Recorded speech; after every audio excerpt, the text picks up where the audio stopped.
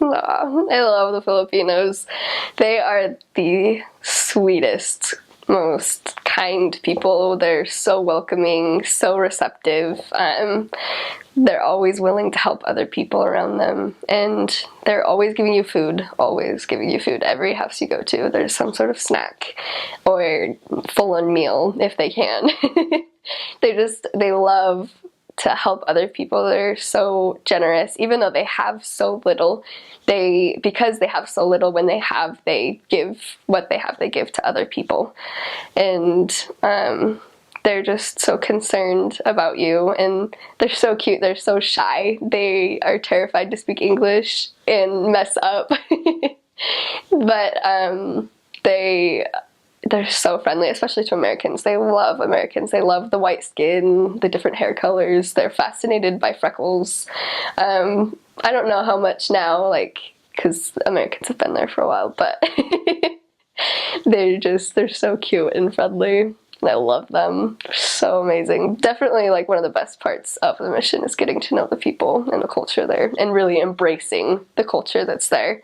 Because I feel like sometimes it's easy to just want to, like, no, I have my culture, you have yours, and try to keep yourself separate. But I personally loved that my trainer was like, no, you need to really try to adapt to our culture and, like, try to take on our culture. And I think that helped me a lot, because I understood my investigators at a deeper level, and I was able to help them more, because I was willing to really understand and live the way that they lived. The Filipinos and their culture, I love the culture in the Philippines. The first thing everyone says, and it's true, is that they are a happy people. They smile. Even though there are a lot of people with a lot of problems, they know how to smile, they know how to laugh, they know how to keep pushing on through without, just complaining. And that's something you learn quick as a missionary, and you learn from their example. Is, you're thinking, oh, it's hot, this is hard, I don't know the language. And you learn that you can do hard things and still be happy and still enjoy yourself. That's something I love about the Filipinos, is their ability to laugh and to smile. It's unlike any other people I know. They can just smile no matter what situation they're in. Another thing I love is they're just a very welcoming people. They treat you, something that's nice about the Philippines is you don't have to tract, in the sense where you go knock on doors and say, hi, I'm Elder Peck, I'm a missionary from the church. You just walk on the streets and you can just talk to people. You can say, how's your day? How's your family? And just start conversations with someone you don't know. And it seems like after a minute you can feel like you've been friends for a long time. They just are very open. You can ask them things, that people would think you're crazy in America. You can know someone for a minute and ask how many kids they have and what their kids are doing and where they live and who their mom is and who their dad is and what they like or what they do in life. You can get to know someone very quickly, and it's awesome. Here in America, sometimes I wish that we were more open, just saying, hey, what's up? Who are you? Where are you from? What do you like to do? Unfortunately, we don't do that quite as much here, but in the Philippines, you really can talk with anyone, and I love that. They're just a welcoming people. I also love just the faith of the Filipino people, how they're able to, kind of like I said, get through hard times and do hard things, knowing that they will make it, and believing in God, believing in His hand to be there to help them. And they have the faith to make that happen. It's a country where you can promise someone that if they do something, they'll get those blessings, and they will get those blessings because they'll do it. They'll have the faith. They'll make big sacrifices. That's something else is great about the Philippines. They'll sacrifice so much for you. They want to make you feel at home. So when you're visiting members, or even people you don't know, who just recognize you as someone visiting and a servant of God, they'll give you the food they had for their family, and they'll put it in front of you and make you eat. They won't give you the choice. They want you to feel at home. They want you to feel comfortable, and it's incredible to see how much they are willing to give up for us as missionaries and for other people. They have charity in that sense, unlike really anyone else that I've known. So I really love that the Filipinos are so giving. If there's anything I've learned from the Filipino people, it's friendliness. They're really friendly. Really friendly, sometimes overly friendly. Like you're walking down the street, anybody will be eating. Like if you see someone eating while you're walking down the street, they'll call out to you, "Kaon ta, kaon ta." Yeah, they want you to come eat with them. You can just be polite. Say, that's okay, but they're very friendly. Everyone says hi. Everyone greets you. They're smiling all the time. So yeah, just learn how to be friendly, because the Filipino people are friendly. Filipinos are so friendly and so loving. Like, they are so kind and so welcoming. It was such a different culture than I was used to here in America, and it surprised me at first how willing people were to talk to us and to let us into their homes and to feed us. They're so polite. If you go into their house and they're eating, they will offer you whatever they're eating, just because that's the nature of their culture. They're also very sensitive and can sometimes be easily offended, but they always do everything to try to like save face, so they won't let you know that they're offended, and they'll kind of like close off from you, and that's just kind of their culture. So you have to learn to be sensitive to that, and just love them despite that difference, because I feel like here in America we're very straightforward, we're very direct, and sometimes if you're like that with the Filipinos, they get offended because they're not used to that directness in their culture, because they are so polite and so formal with each other. But I love Filipinos. They are so funny. They have this really funny, sassy sense of humor that it takes a little bit to understand and to like find that their jokes are funny. But after you start to understand it, they are hilarious and they'll make you laugh, and they love making people laugh. So it's great. The culture is great. The Filipinos are the best, I think, in the world. They have, because they're a third world country, they're very humble and very nice. And because they're also humble and they live in such humble circumstances, they're willing to share the world with you. And even though the world may not seem like a lot to somebody coming from out of their country, it's a lot to them. One of the cultural things is Filipinos will never eat the last thing on the plate. Like if you have some food out, they'll never eat the last rice. They'll always leave it for somebody else, because they're caring and they're thinking of others. Same thing if you come into their home and you look thirsty, even if they don't have like juice or something, they'll go out and buy some juice with like whatever they have and share it with you. They're the nicest people. They're an Asian country, so of course they have a lot of respect to their elders, and they've got a lot of that Asian culture, but they're also third world, so they're very, very humble and very respectful in all they do. They're just the nicest people ever. You don't really get your door slammed in your face ever, because they're so nice. You will have people turn you down, and especially in the city, it gets a little bit more, people are a little bit more busy, so they're a little bit more edgy, and they're a little bit more harder to get into the home. But with Filipinos, you almost always get a first appointment. Like when you knock doors, you'll almost always be able to walk in their door. The problem is the second and third time, they are so concerned about your feelings and how you feel. They don't want to turn you down, so they'll either just hide or avoid you and try to like not make contact, rather than tell you up front like, hey, we're not interested in the gospel right now. They'll just be like, oh, that's cool, but I gotta go to my grandma's or whatever, and they'll make excuses. They'll be very polite. So sometimes you have to kind of feel that out and kind of feel where they are, and just kind of understand where they're coming from, because they're too nice to say no. Basically, they're just really happy. That can be a really good thing for missionary work, because sometimes like they're just so like easygoing that when you set appointments, you can go and you can have those appointments and they're great. But sometimes that becomes a bad thing, because then they commit.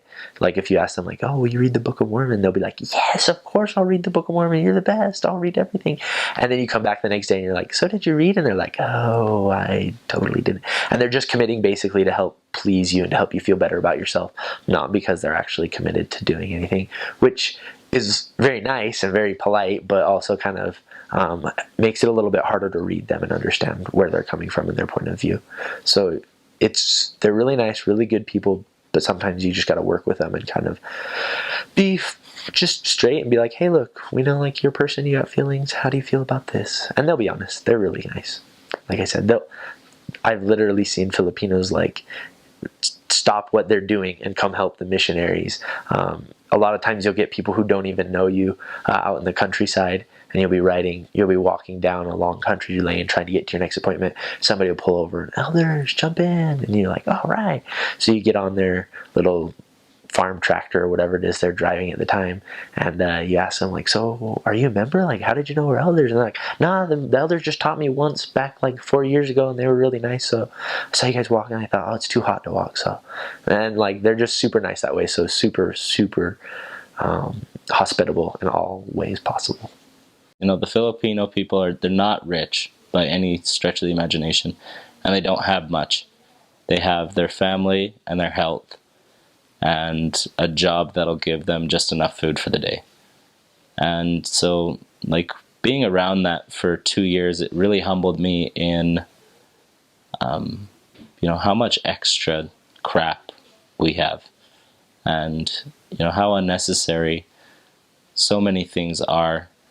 And so now looking back at it, you know, since being home, I found that personally, that just like my budgeting skills are better than they were before my mission, where I would just buy stuff to buy stuff. And now I kind of look at it and say, well, is it necessary, or is it, you know, a want?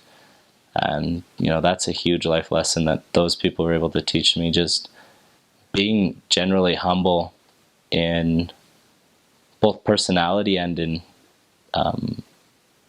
like living within my means are huge lessons that they taught me.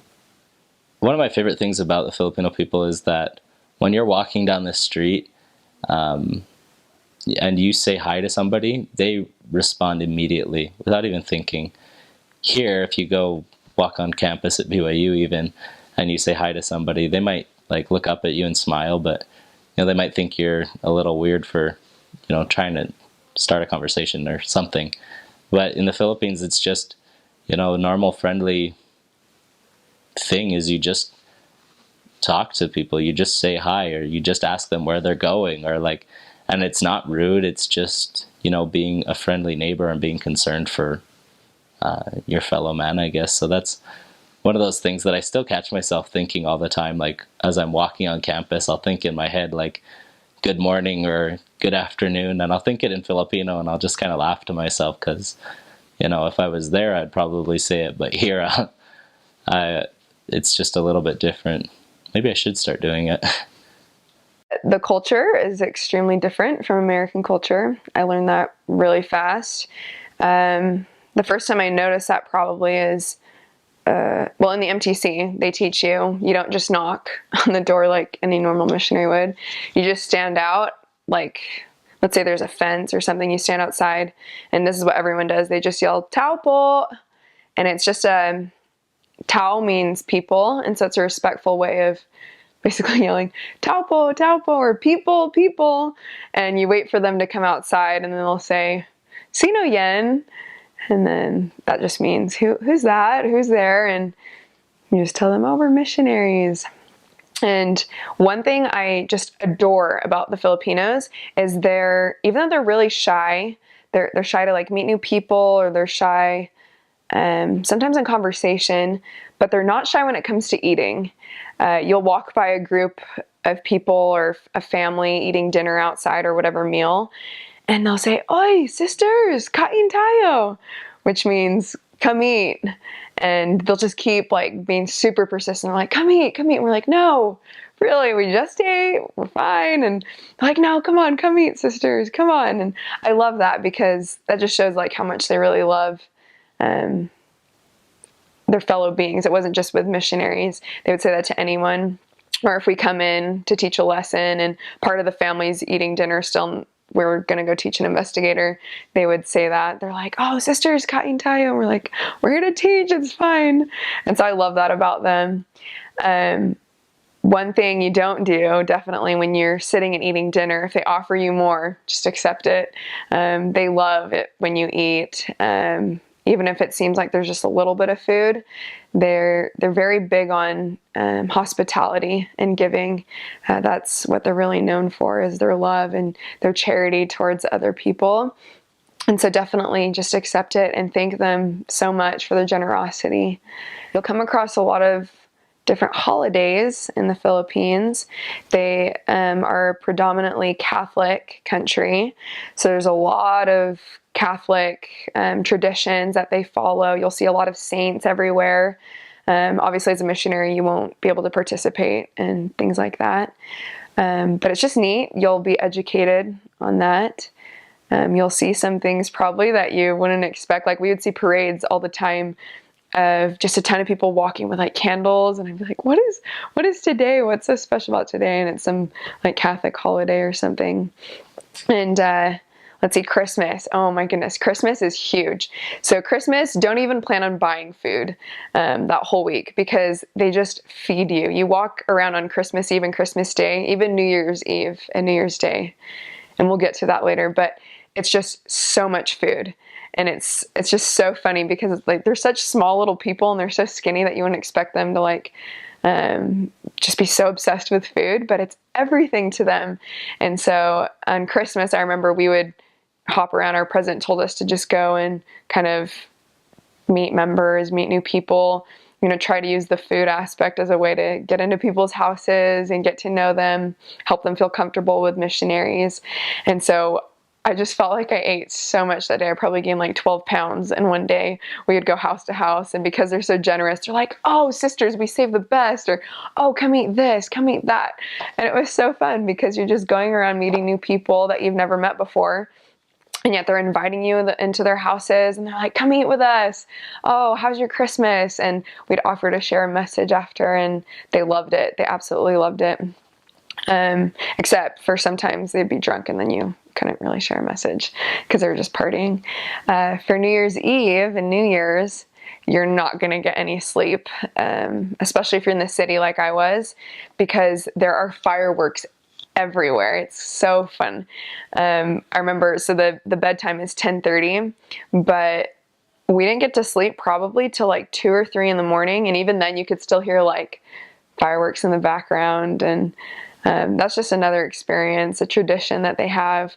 And they'll go and do fireworks until the point like where they're like getting hurt. Like we saw this one guy, he like did fireworks and it shot into this person's house. And then the next thing we know, like 5 minutes later, there's an ambulance coming and they haul people out, and we're like, oh my gosh. And that was just right across the street from us.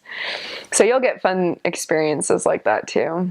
Okay, so it's a little different than other missions because you're sweating all the time. It's humid. I know as sisters, we like to look our tip-top best all the time.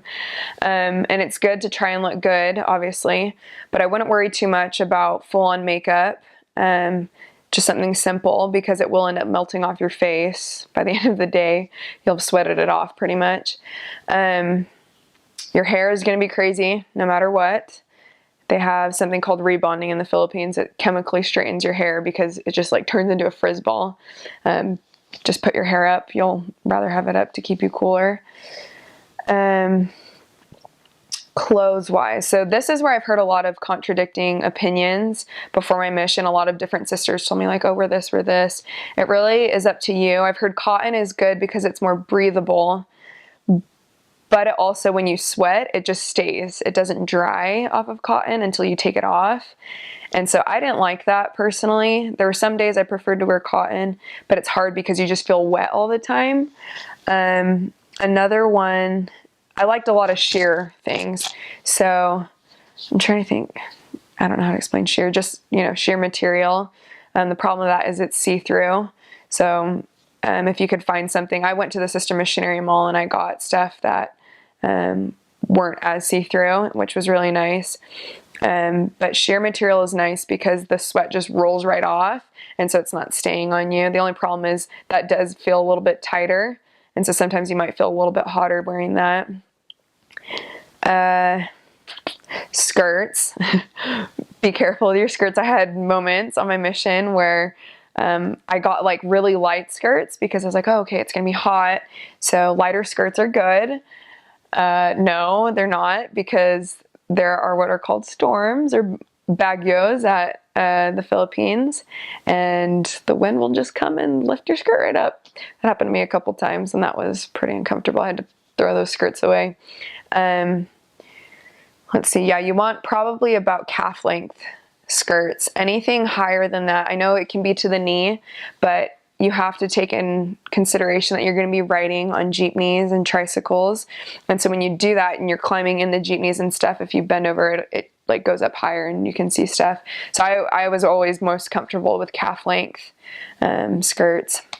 And then as for shoes, when you're proselyting, depending on what mission you go to, even in the city, I preferred to wear rubber shoes. So anything from like good ballet shoes from Crocs, those were my favorite because they're breathable. Some sisters wore stockings or like socks. I didn't like that just because it's really, really hot and your feet smell awful by the end of the day. But rubber shoes are really good. You need to bring other shoes that are good for like conferences, because you'll have general authorities and like apostles coming and speaking to you.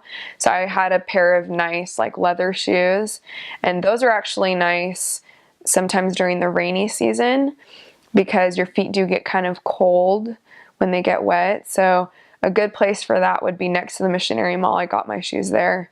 There's a shoe store, I think, to the left of it. And those lasted me my entire mission, even when dogs came and ate them up. They were really useful. Let's see. What other tips? Bring a lot of mosquito repellent. Sisters tend to get eaten a lot more than elders do. I don't know why that is, but yeah, your mosquitoes will definitely attack you. And I think that's it.